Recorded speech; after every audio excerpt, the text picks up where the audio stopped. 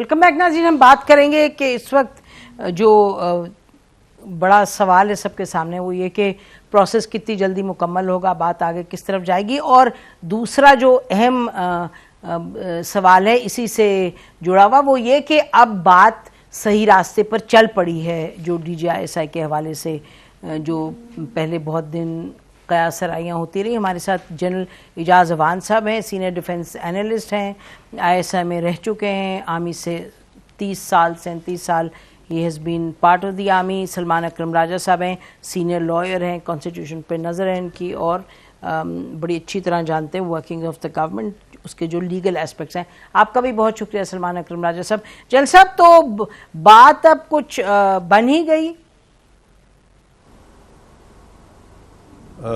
G Naseem, thank you very much. میرے خیال میں بات تو کل پرسوں کی جب بات ہوئی ہے تو جو کوئی چھوٹی موٹی غلط فہمی تھی ہو چکی ہے, and it's a matter of time, may be today tomorrow اس کا نوٹیفیکیشن بھی ہو جائے گا, but principally there is no difference between the two institutions.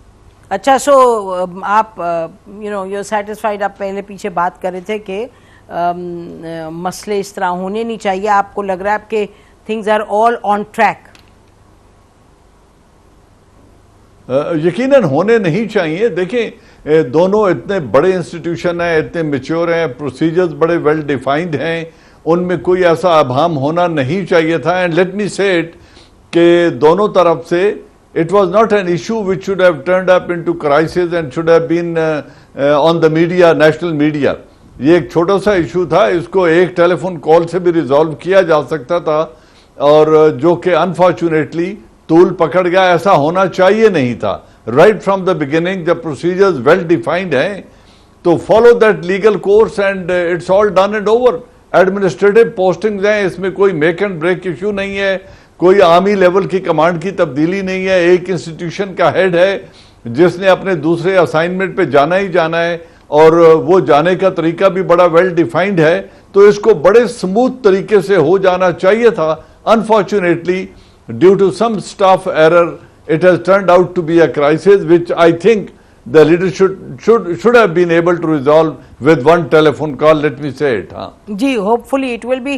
جی اچھا سلمان, آپ یہ دیکھتے رہیں جو معاملہ ہے, اور کہ کس طرح پرائم منسٹر کی اور آرمی چیف کی میٹنگ ہوئی, اس کے بعد جو ایکسپیکٹڈ تھا کہ پی ایم ہاؤس سے آئے گا نوٹیفیکیشن یا اناؤنسمنٹ, وہ تو نہیں آئی. آئی ایس پی آر کی پریس ریلیز آئی, اس پہ بظاہر ظاہر ہے کہ یہ سامنے آ گئی بات کہ پرائم منسٹر نے کہا کہ جو پروسیس ہے وہ فالو نہیں ہوا, ہونا چاہیے فالو. تو جو شروع میں آئی تھی ان کو سمری وہ واپس بھیج دی گئی جی ایچ کیو. اب وہ جی ایچ کیو سے واپس آئی ہے سمری 3 ناموں کے ساتھ, اور اب پرائم منسٹر کے پاس ہے, اور اس کو انہوں نے سائن کرنا ہے اور نوٹیفائی کرنا ہے. تو آپ سلمان سن رہے ہیں اس پر گفتگو, لوگ کہہ رہے ہیں جی کیا ضرورت تھی, کوئی مسئلہ ہی نہیں تھا اس میں, یہ تو آرمی کے جو رننگ آف دا انسٹیٹیوشن اس میں انٹرفیئرنس ہے. آپ how do you see it? آپ سے میں اس لیے پوچھ رہی ہوں کیونکہ آپ ان چیزوں کو بڑے قریب سے دیکھتے رہے, اور civil military et cetera plus the legality. آپ بتائیے ذرا. دیکھیے, اس میں جو بنیادی سوال ہمیں دیکھنا ہوگا وہ ہے کہ آئی ایس آئی ہے کیا بطور ادارہ. آئی ایس آئی جو ہے یہ کیا آرمی کا حصہ ہے یا یہ آرمی سے باہر ایک ادارہ ہے؟ دیکھیے, اگر تو یہ آرمی کا حصہ ہو پھر تو بات بالکل درست ہے کہ آرمی چیف کا استحقاق ہے وہ پوسٹنگ کرے, کس کو کس عہدے پہ لگانا ہے, کس پوسٹ پہ لگانا ہے. وہ ایک اندرونی معاملہ بن جاتا ہے آرمی کا, اور کسی اور کو باہر سے اس پہ مداخلت نہیں کرنی چاہیے. لیکن اگر یہ ادارہ آرمی کا حصہ نہیں ہے اور یہ ادارہ پرائم منسٹر کے براہ راست ان کی کمان میں ہے, ان کے آفس سے منسلک ہے, تو پھر بات مختلف ہو جاتی ہے. اس صورت میں بات یہ بنتی ہے کہ اگرچہ ایک لیفٹیننٹ جنرل صاحب اس کو ہیڈ کر رہے ہیں, اور عام طور پہ کس لیفٹیننٹ جنرل کو کہاں بھیجنا ہے, کس کور کی کمان دینی ہے, یہ ایک اندرونی معاملہ ہے آرمی کا. لیکن جب ایک لیفٹیننٹ جنرل آرمی سے باہر ایک عہدہ وزیر اعظم کی ہدایت پہ اور وزیر اعظم کی ایما پہ سنبھالے ہوئے ہیں, تو پھر اس عہدے کو اگر انہوں نے خالی کرنا ہے تو ظاہر ہے وزیر اعظم کی بھی ایما اور ان کی رضامندی چاہیے. اس کے بغیر یہ نہیں ہو سکتا. یہ ایک اندرونی ٹرانسفر اینڈ پوسٹنگ کا معاملہ نہیں رہا. اب اس کے لیے پروسیس کیا ہونا چاہیے تھا؟ وزیر اعظم ہاؤس سے بظاہر یہ اشارہ دیا گیا یا اس خیال کا اظہار کیا گیا کہ جو ایک پروسیس ہے، جنرل صاحب نے کہا کہ ایک ویل نون پروسیس ہے، اس کو فالو نہیں کیا گیا. اب اگر یہی پروسیس ہے کہ 3 نام آئیں گے اور وزیر اعظم طے کریں گے کہ اگلا ڈی جی ISI کس کو ہونا ہے، تو ظاہر ہے کہ اس کے بعد ہی پھر یہ تعین ہو سکے گا کہ کس نے کہاں کور کی کمان سنبھالنی ہے، کون اب دستیاب ہے، کیونکہ جس لیفٹیننٹ جنرل کو انہوں نے ڈی جی ISI لگا دیا وہ ظاہر ہے کور سنبھالنے کے لیے دستیاب نہیں ہوں گی. تو یہاں پہ ایک آپس میں جو ایک میں سمجھتا ہوں انگیجمنٹ ہے، اس کے رولز اگر تو واضح تھے تو پھر یہ بات نہیں ہونی چاہیے تھی. بظاہر یہ لگ رہا ہے کہ وزیر اعظم کے ذہن میں جو رولز ہیں، جو پروسیس ہے، وہ فالو نہیں ہوا، اور اس لیے انہوں نے اب تقاضا کیا ہے کہ دوبارہ ایک سمری بھیجی جائے. ایک بات اور مجھے آپ کرنے کی اجازت دیں. میں بریک لیتی ہوں، میں آپ ہی کے پاس واپس آؤں گی because I want to follow this. آپ اہم بات کر رہے ہیں، میں آپ سے پوچھنا چاہوں گی کہ پھر رولز آف انگیجمنٹ کلیئر نہیں ہے تو کیا ہونے چاہیے. آئی وانٹ جنرل صاحب input on this also. Stay with us ناظرین، بریک کے بعد.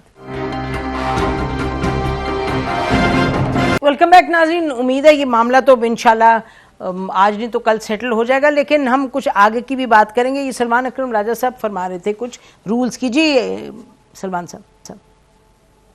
دیکھیں، یہ بات سامنے آئی تھی اصغر خان کیس کے دوران، جس میں اصغر خان صاحب کا وکیل تھا. ایک مرحلے پہ یہ سوال اٹھایا ہم نے بھی، اور عدالت کی طرف سے بھی اٹھا کہ ISI کا وجود ہے کیا، اس کی قانونی بنیاد کیا ہے. کیونکہ اگر ISI یہ کہتی ہے کہ ہمارا ایک پولیٹیکل سیل بھی ہے، تو پھر کون سا قانون ہے جو پولیٹیکل سیل بنانے کی اجازت دیتا ہے، وغیرہ وغیرہ. تو وہاں یہ بات سامنے آئی کہ کوئی قانون نہیں ہے جس کے تحت اس ادارے کو قائم کیا گیا ہو. یہ ادارہ وزیر اعظم لیاقت علی خان کی ہدایت پہ 1951 میں قائم ہوا، اور یہ انٹر سروسز چونکہ انٹیلیجنس ہے، اس لیے یہ کسی بھی سروس کا حصہ نہیں ہے. یہ تمام سروسز سے باہر وزیر اعظم کے آفس سے منسلک ایک ایگزیکٹو ادارہ ہے، جس کی براہ راست سربراہی جو ہے وہ وزیر اعظم کرتے ہیں. اور اسی لیے ہمیشہ سے جو اپوائنٹمنٹ رہی ہے DGI کی، وہ وزیر اعظم نے کی ہے.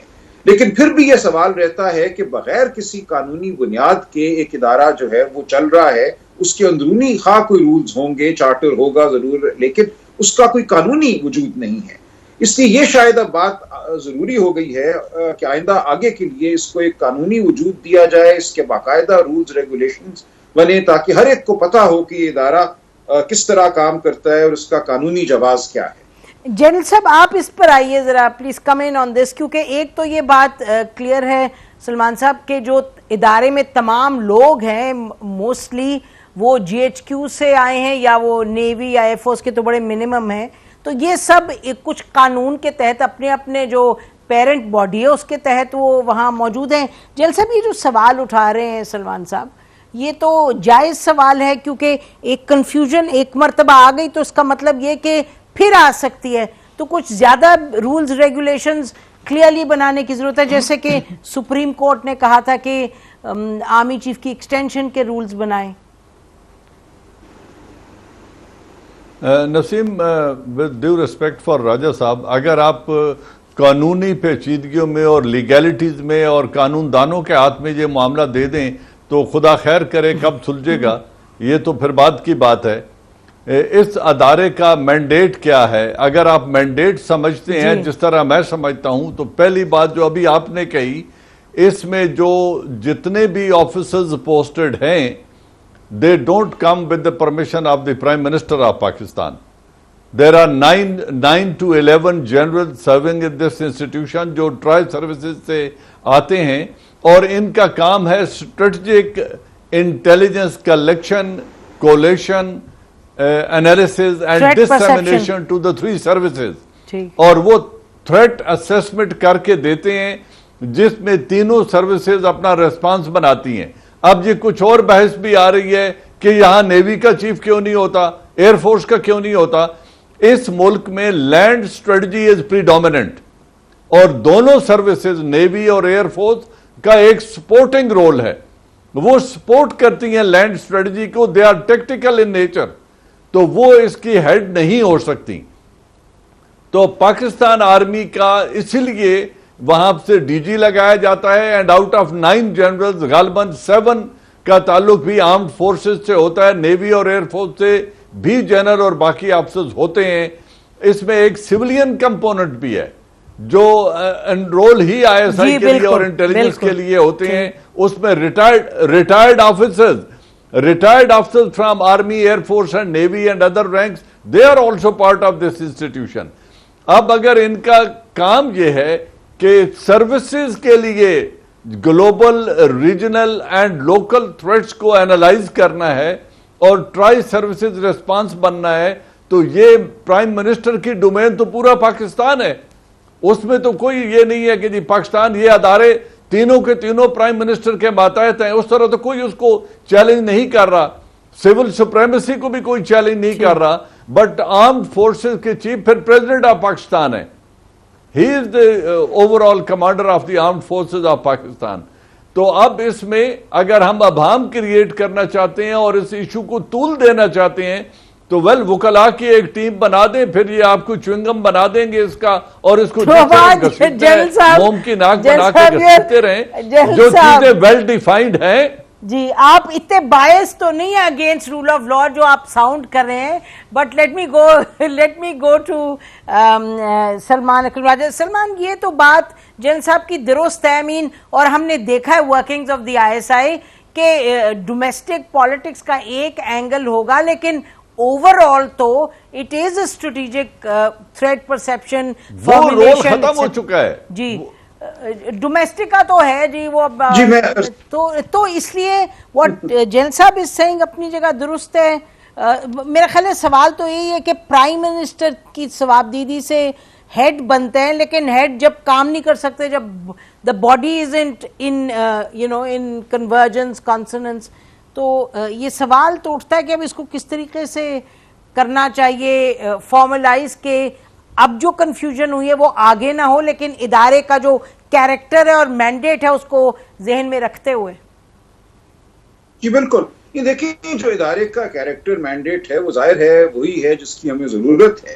سوال صرف یہ ہے کہ اس کو ہمیں فارملائز کرنا چاہیے یا نہیں کرنا چاہیے۔ اگر آپ دنیا کی انٹیلیجنس ایجنسیز پہ نظر دوڑائیں، سی آئی اے ہو، MI6 ہو، ان سب کے قوانین ہیں جو ان ممالک کی پارلیمنٹ کے پاس شدہ ہیں، اور ان قوانین میں دیا ہوا ہے کہ کون سا ادارہ کیا کرے گا، اس کی کمانڈ کہاں ہوگی۔ ہو سکتا ہے ہم کل یہ فیصلہ کریں کہ وزیر اعظم کا اس سے کوئی تعلق نہیں ہونا چاہیے، اس ادارے کو جوائنٹ چیفز آف سٹاف کے تحت ہونا چاہیے، کیونکہ تینوں سروسز کے افسران ہیں، ریٹائرڈ افسران بھی ہیں، تو ہم پرائم منسٹر آفیسز کو کر دیتی۔ جو بھی کرنا ہے اس کا کوئی قانونی طریقہ ہوگا، کوئی قانونی بنیاد ہوگی۔ اس وقت یہ ہے کہ ایک ہماری پرسیپشن ہے، جنرل صاحب نے بیان کی، کہ اس کا رول کیا ہے، اس کا فنکشن کیا ہے۔ دوسری جانب ایک قانونی خلا ہے، اس خلا کو صرف میں یہ عرض کر رہا ہوں کہ ایک دفعہ پر کر دیں اور اس کے بعد معاملہ بالکل اسی طرح چل سکتا ہے جیسے جنرل صاحب نے فرمایا، یا اگر کوئی اور ویژن سامنے آتا ہے اس ادارے کے لیے تو اس کے مطابق چل سکتا ہے۔ سوال صرف یہی ہے کہ ایک ٹھوس بنیاد جو ہے وہ ہونی چاہیے، اس پہ پھر مزید بحث کی ضرورت نہیں ہے۔ ایک دفعہ بنا دیں، سی آئی اے ہے، MI6 ہے، را ہے، ان سب کے قوانین ہیں، ان قوانین کے تحت وہ بنے ہیں، اور پھر اس پہ ڈیبیٹ نہیں ہوتا روز۔ ٹھیک، بالکل، آپ دونوں کا بہت شکریہ، بڑی کلیئر بات ہے نا کہ اگر ایک مرتبہ کوئی پرابلم ایمرج کرے تو اس کا مطلب کہ بہتری کی گنجائش ہے، اور یہاں ہم بالکل بات سمپل یہ کر رہے ہیں کہ جو تعیناتی ہے آئی ایس آئی کے چیف کی، D G I S I کی، اس میں اب یہ یعنی کہ دونوں کی ملاقات ہوئی، ملاقات کے بعد ایک مختلف جو ٹریجیکٹری تھی اس پر گئے۔ پرائم منسٹر کی اور سوچ تھی، آرمی چیف نے تو یعنی کہ آئی ایس پی آر نے پریس ریلیز دے دی، تو اور پھر ہم کہتے ہیں کہ امید ہے یہ بالکل بات اب ختم ہونے پر ہے، جیسے انفارمیشن منسٹر صاحب نے کہا کہ مشاورت ختم ہوگی، اب امپلیمنٹیشن ہو رہی ہے پروسیس کی، لیکن فار فیوچر کہ اس طرح کی گنجائش نہ رہے، کہ وہ گرے ایریا نہ رہے جس میں سے کنفیوژن ایمرج کرے، شاید